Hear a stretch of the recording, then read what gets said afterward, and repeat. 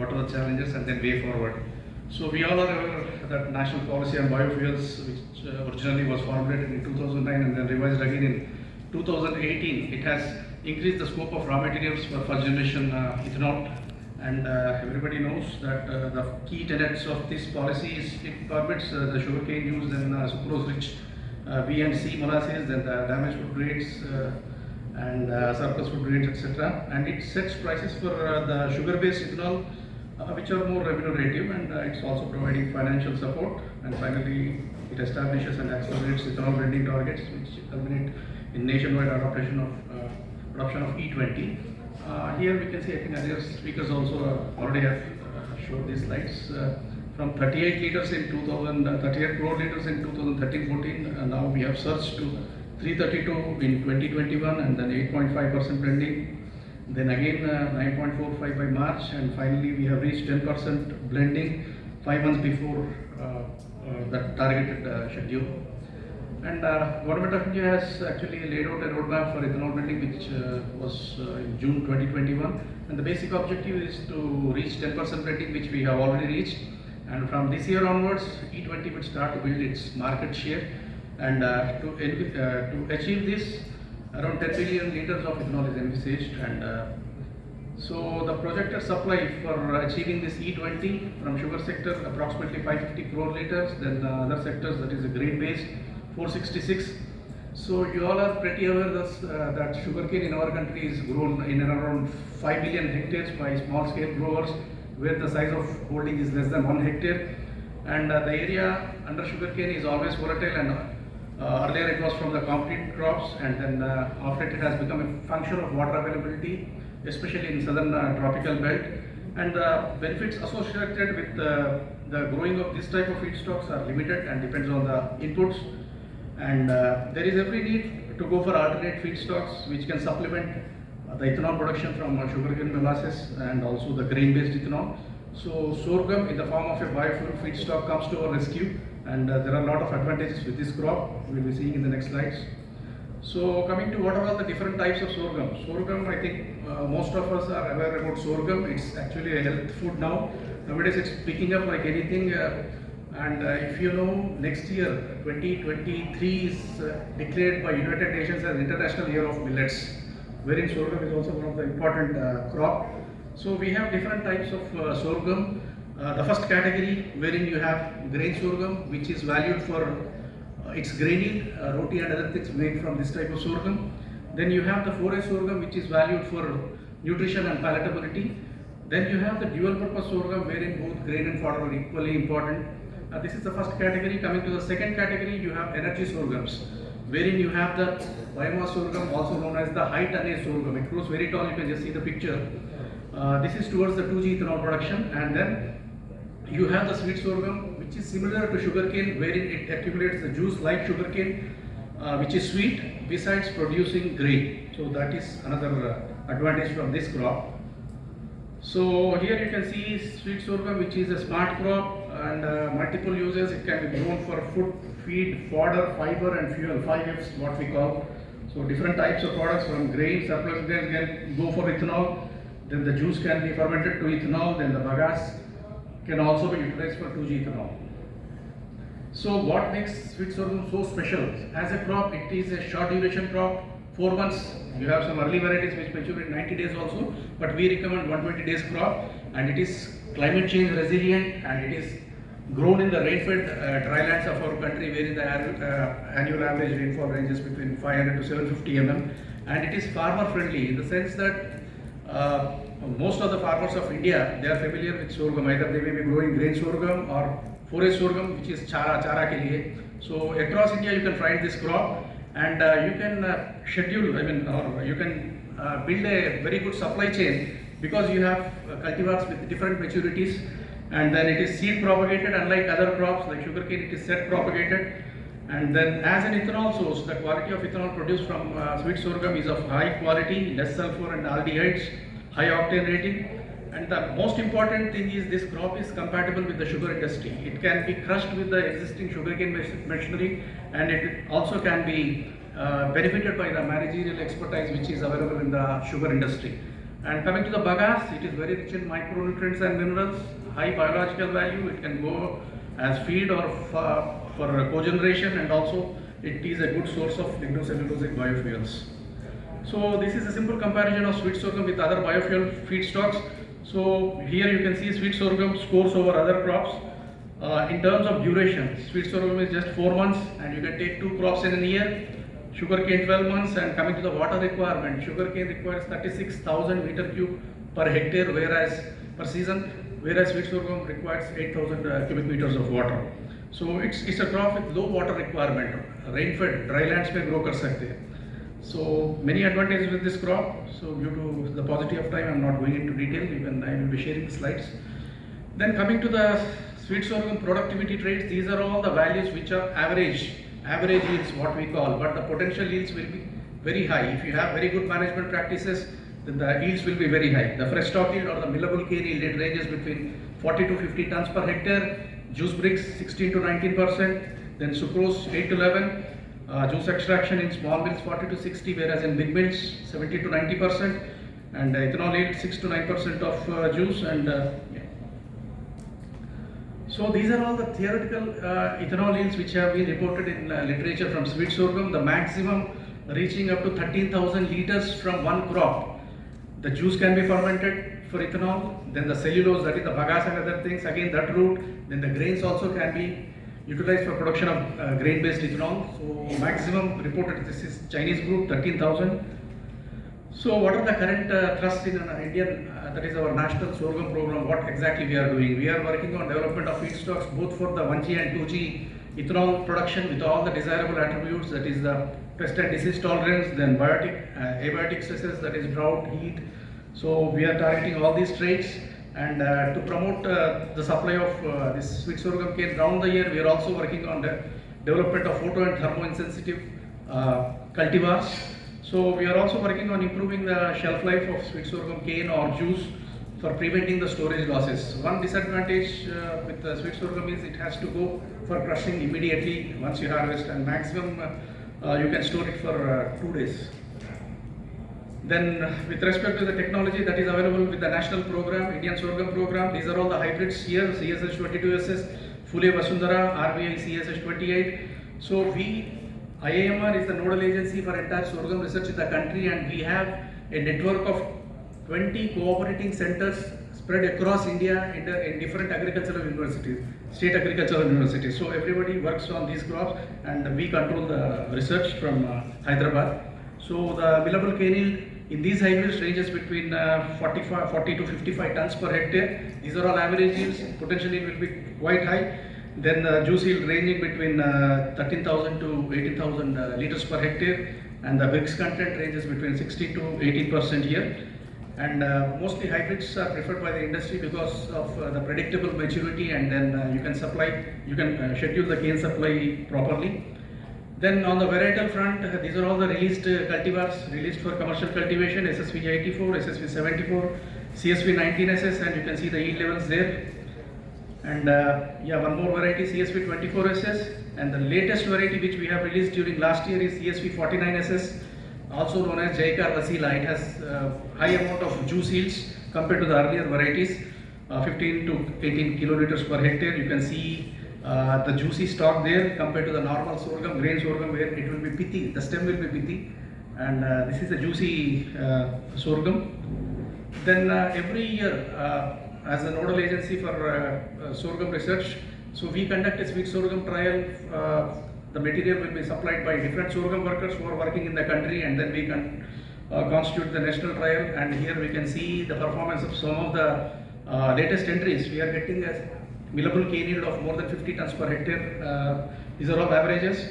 Then compared to the national checks, we have superiority of 20% for stock yields and also 10% for juice yields. So over the last several years, we along with other partners like ICRISAT and several state agricultural universities, we have conducted pilot scale studies with sugar industries. And from these studies, we could realize that the ethanol yield ranged between 35 to 50 liters per ton of the cane crushed. So coming to the current efforts on commercialization of sweet sorghum, we have actually developed a bioenergy, sweet sorghum based bioenergy calendar. You can see the pink color, this is nothing but the sugarcane crushing, plus or minus 1 month here and there. November to March, I think it is the usual crushing period. So if you take up sweet sorghum sowing during January, which we call the early summer, so the rider here is farmer should have access to some amount of irrigation. So this January sown crop, this green one, will come up for harvesting in May, the yellow one. So this is one window. And similarly, if you take up sowing during early Kharif, बारिश होने से पहले just with little irrigation to aid in germination, if you take up the sowing, so either in May or June, that will come up for harvesting in September or October. So in no way we are interfering with the regular sugarcane crushing. So this is, in other words, you are creating 2 to 3 months of mill operations, which will be a win-win situation both for the farmer and the industry. So apart from these other windows, you can grow it as a regular Kharif crop also. In June or July, you can take up sweet sorghum like a normal crop. So between 2015 to 18, under one Department of Biotechnology funded project, we have collaborated with industries, sweet sorghum, sugar industries like EAD Parry, Madhukan Sugars, Ganesh Sugars, and then we went ahead with the big mill test with them, and the juice extraction realized was around 88% there. The primary bricks of sweet sorghum was more than 17%. So initially, this sugar factories, they have, or still they might be having, that you need some extra machinery to crush sweet sorghum. But we have clearly demonstrated through these experiments that you can crush sweet sorghum with the existing machinery without changing a single nut and bolt. So with respect to new linkages, what we have developed of late, Godavari Biorefinery is located in Samirwadi. They have expressed interest, and we have supplied the material, the cultivars to them, and they found out SSP 74 was coming up well in their premises. So the latest development is we have entered into a 5-year MOU with the National Sugar Institute located at Kanpur on promotion of sweet sorghum for biofuels. Here you can see Sri Narendra Mohan Ji along with our director Dr. Vilas Tunapi. So the trials are on. We are into the 3rd year now.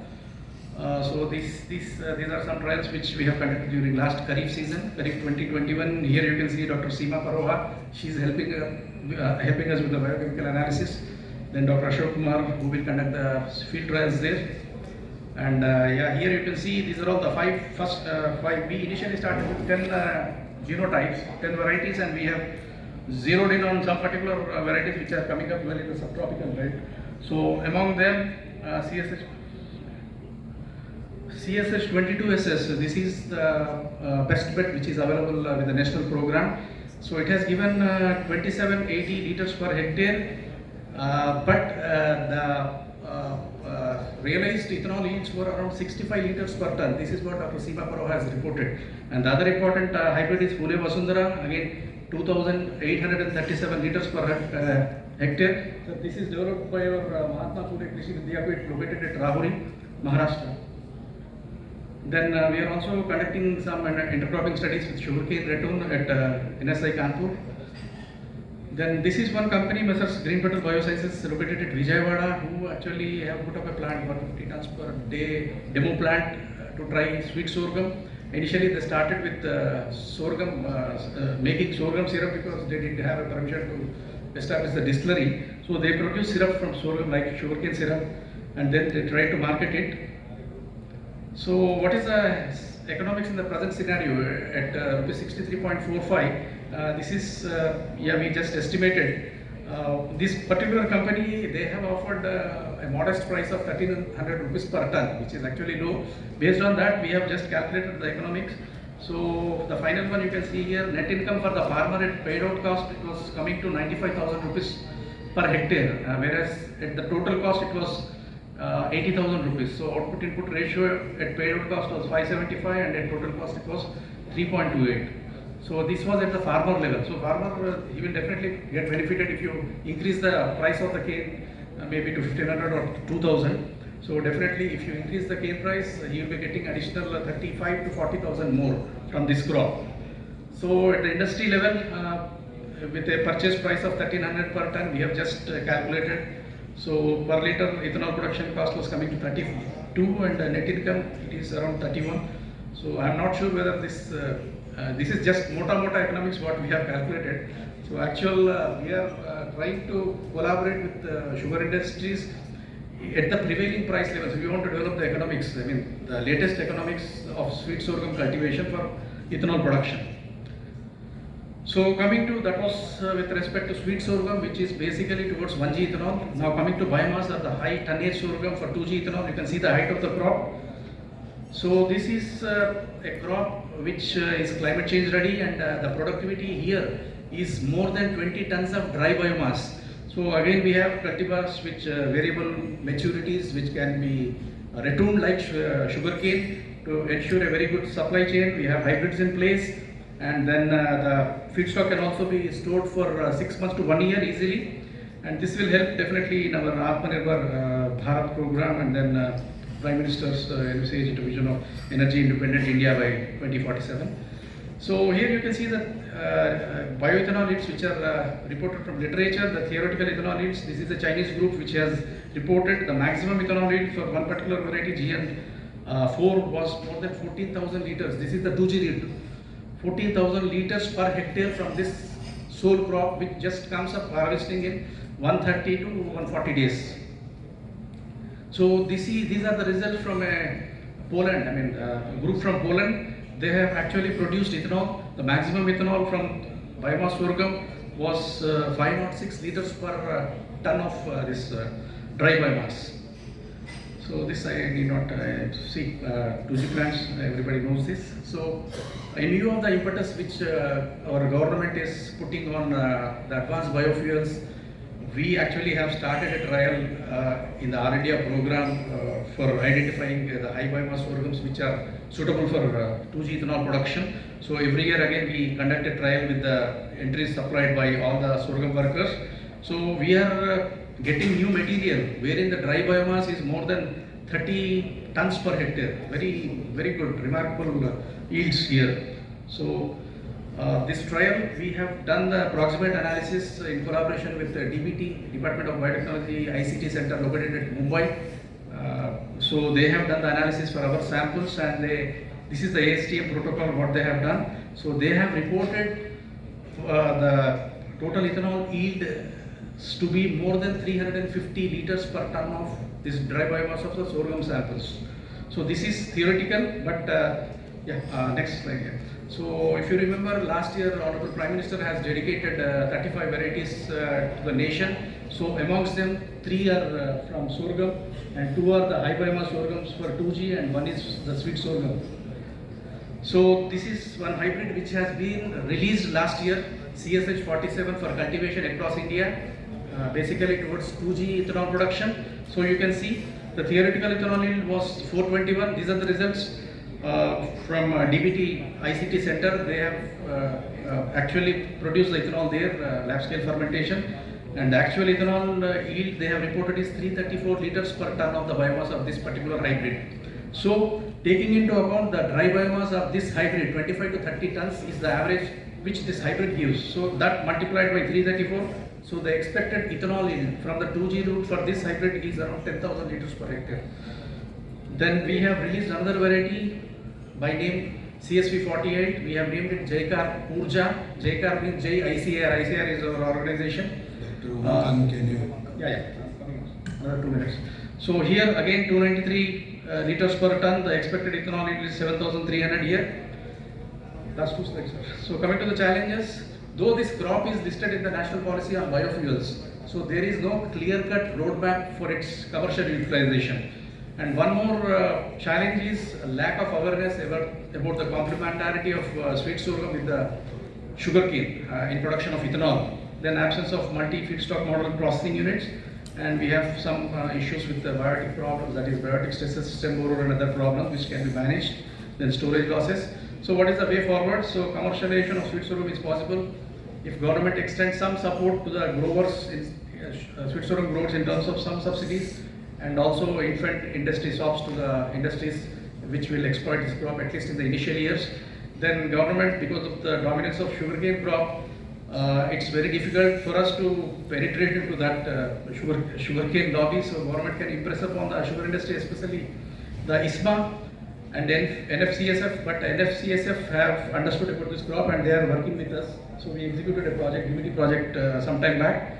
Then this juice also, sweet sorghum juice can also be complemented with the sugarcane molasses in ethanol production. We have found out that 40% sweet sorghum juice and 60% molasses has given the highest ethanol yield, and this will reduce the water requirement and also the processing cost in ethanol production.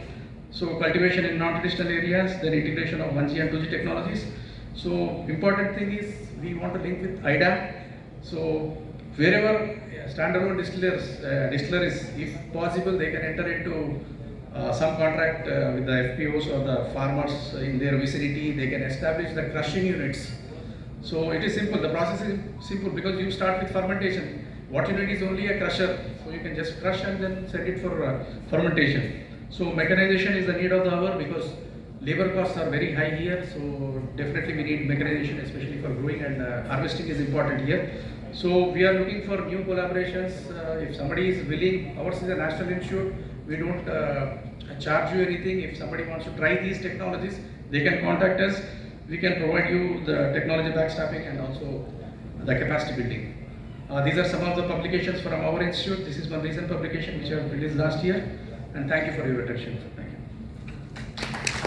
And before we wind up, we thank National Sugar Institute, especially Narendra Mohan sir and his team, for extending all possible support in our endeavor of promoting sweet sorghum for biofuel production. Thank you. Thank you, Dr. Umakanth. I think we can have questions at the end of the session. So may I now request Mr. Sanjeet Padi